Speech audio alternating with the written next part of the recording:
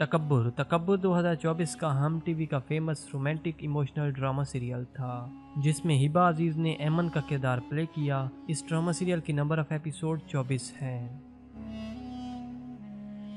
आफत। आफत 2024 का लेटेस्ट जियो टीवी का ड्रामा सीरियल है। इस ड्रामा सीरियल की मरकजी कास्ट में हिबा अजीज, लैबा खान, अली अब्बास शामिल हैं।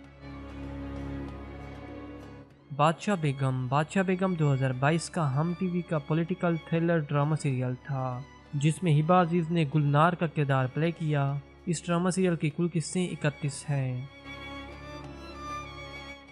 कलंदर। कलंदर 2022 का जियो टीवी का फेमस रोमांटिक ड्रामा सीरियल था, जिसमें हिबा अजीज ने सुंबल का किरदार प्ले किया। इस ड्रामा सीरियल की कुल एपिसोड 60 हैं। सिर्फ तुम। सिर्फ तुम 2023 का जियो टीवी का रोमांटिक ड्रामा सीरियल था, जिसमें हिबा अजीज ने सारा का किरदार प्ले किया। इस ड्रामा सीरियल की कुल किस्तें 48 हैं।